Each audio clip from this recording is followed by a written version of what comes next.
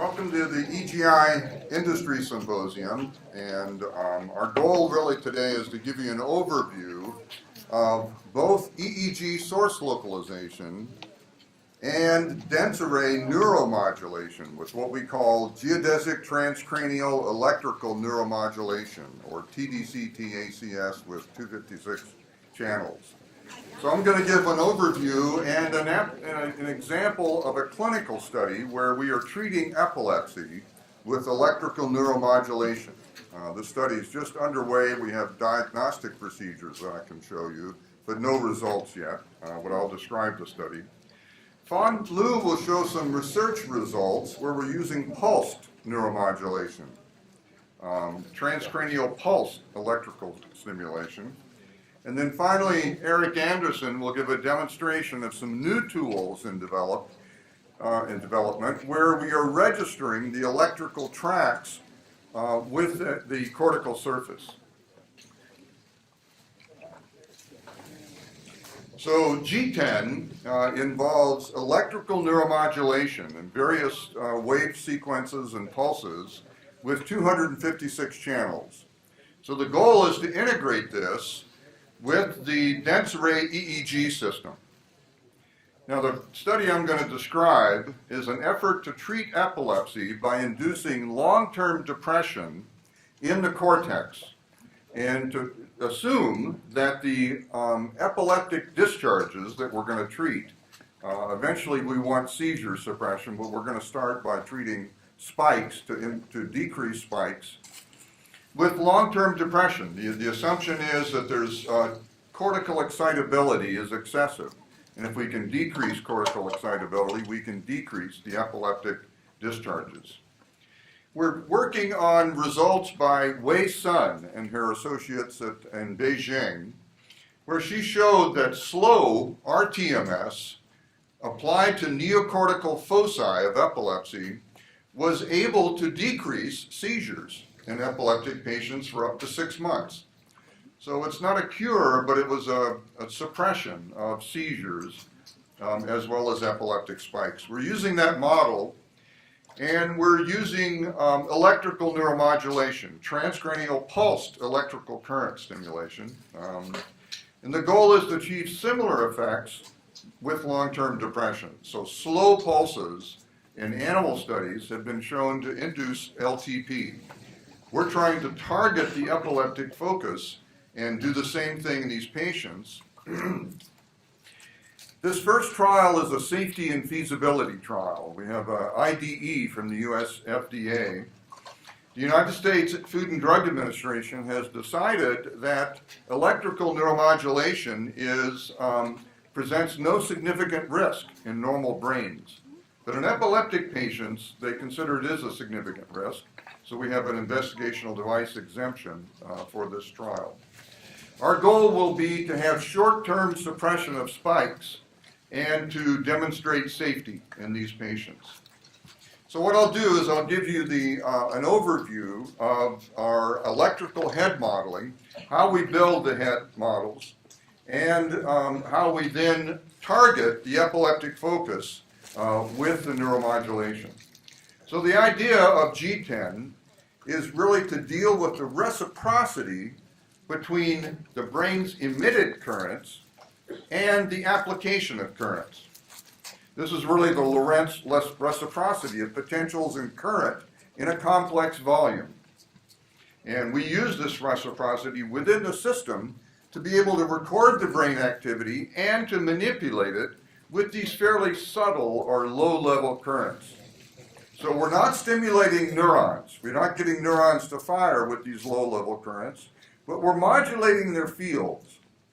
So even though Busaki thinks it's kind of ridiculous to modulate brain activity with these low fields because we can't get neurons to fire, there's actually a large literature showing you can change their plasticity. You can change their function even with low-level fields, and that's our goal. We're using the geodesic sensor net, 256 channels that we apply on the head, and we're using the EEG electrodes. And in order to save the electrodes from getting depleted and worn out with DC currents, We prefer the pulse current stimulation, where the electrodes stand up very well to many hours of pulses. So as we put these together, we do it with a mathematical model of head tissues. We call it the electrical head model. And for many years, we have been studying how to bring high-performance computing to this task of simulating the flow of electricity through head tissues. So there are a number of elements here. We begin starting with the structural data, and then we bring in modeling to characterize each of the compartments of the head tissue where the cortical surface is critical. And then we bring in the EEG data to make the electrical model related to the actual positions of the electrodes. Now, when we first began this, we had to do it with a supercomputer at the University of Oregon, and our colleagues in the computer and information sciences were extremely important to help build the parallel computing required for it. In the decades since we began, the supercomputer is now obsolete because you can do this on general purpose GPU cards that are astounding for their computational abilities. So now it's possible to have a desk-side GPU node that's as powerful as the supercomputers we have. So computing is now ubiquitous and affordable, and our goal is to use every bit of it we can in order to achieve the best precision of head modeling. A key goal is to get the skull in the right position. Now, we don't get CTs on normal individuals. For neurosurgical cases, we'll have the patient's own CT. But we need the bone to be characterized in good detail. So what we do is we take a database of normal CTs and we warp them to the MRI with nonlinear warping. And then part of our modeling technique is to see, does the skull fit appropriately? If we look at each region, is the skull warped to this individual from the same age and sex person? The skull is critical. To try to model electricity with a good detail, the CT model of the skull is very difficult. The other component that's critical is the cortical surface. So we have to extract the cortical surface from segmented MRI volumes. So we segment 7 tissue types, each of which has a different conductivity, including air, that's important to characterize. That way we can model how electricity is going through head tissues.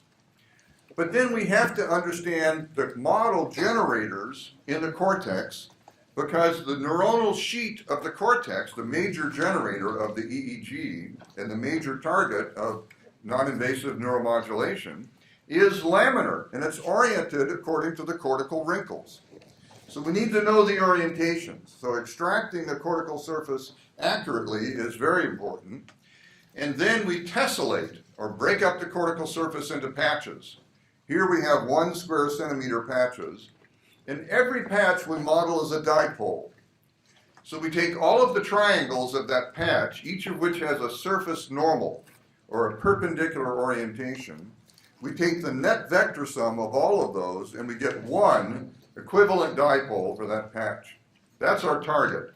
We want to see the activity in that patch with EEG, and then we want to manipulate that patch with the implied current fields in order to change the cortex.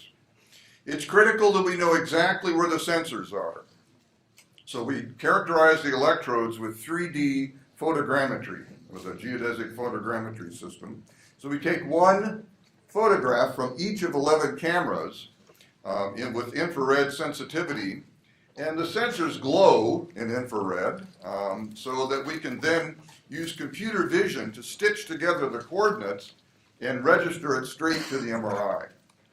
So these are the 2 critical things: to have a good head model, to have the sensors exactly registered in their appropriate positions, and then to have the cortical surface modeled. So we start with diagnosis, and for a number of years we have been looking at intracranial data to validate the localization of epilepsy. This is with our GeoSource 2 software that we've used for a number of years, and it's FDA cleared. So the goal is then to relate the patient's MRI, sometimes including lesions like a hippocampal sclerosis or a focal cortical dysplasia, and to look at the localization first of the interictal events, the spikes. And then, understanding that as a first step, we then look at the seizure onset and try to localize that.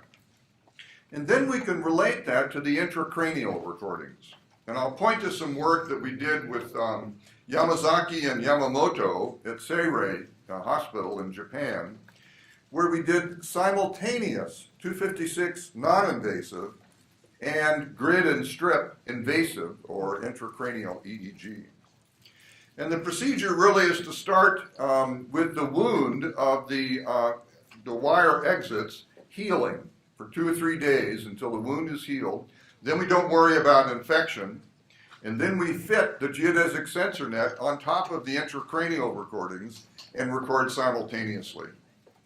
And we've done 7 patients with this 256 EEG and intracranial recording. And part of the goal is to see how many of the spikes from deep temporal structures, the most difficult spikes to see, can we see at the head surface. And this recording illustrates that the deep spikes look quite big to the intracranial electrodes, but they look quite little to the scalp electrodes. There's a lot of attenuation. The attenuation is somewhat to the skull, but it's really the solid angle. The electrodes are just far away from those deep structures. Whereas the superficial neocortical spikes are not so attenuated. They're only attenuated by the skull. So one of the goals we have is how many visual inspection counts can we do from the deep spikes from intracranial versus the surface. And we found, for example, that we only get about half of the spikes recorded in the surface EEG compared to what we count deep. We've done another 4 cases, and it's about half of the spikes that we get deep that we record at the surface. Now that's a little disappointing. That means we're missing a lot, at least by visual inspection.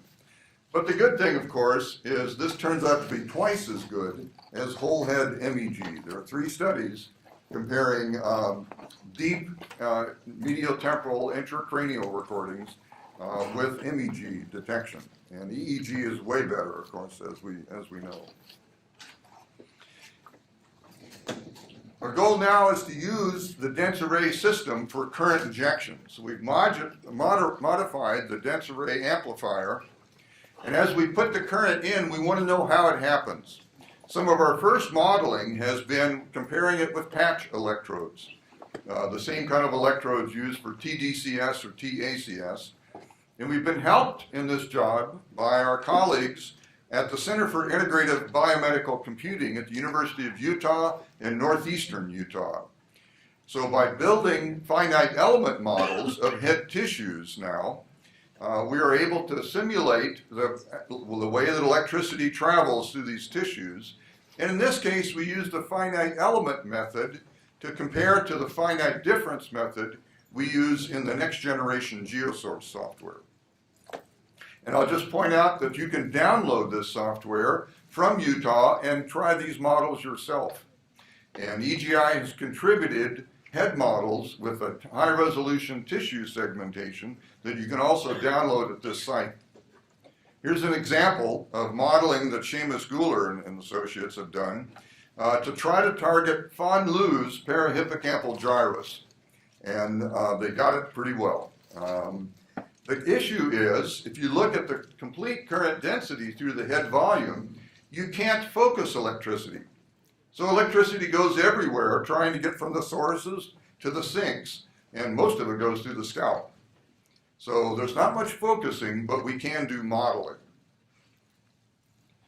We've also worked with Mariano Fernandez-Carraza at La Plata University in Argentina to do finite element modeling with a different software set to try to look at convergent validation of the modeling. And we see in this example kind of an important point that electricity really likes to go through the cerebral spinal fluid. And as it does, it changes the pattern intracranially in ways that you need to model with good resolution modeling. Because in this case, for example, certain cortical gyri get quite a dose of current that's totally dependent upon the adjacent cerebral spinal fluid. So the conductivity matters, and CSF is salty and very conductive. We're applying the same head modeling tools to understand the EEG, but also potentially the neuromodulation of infants. So here's a project that Sergei Turovets is running with Linda Larson Pryor and Fred Pryor at Washington University. And this is also, we provide resources that are downloadable at this website of infant head models with all the same resolution we're showing for adults. The first question is how we can understand the accuracy of this model, and we do it through bounded electrical impedance tomography.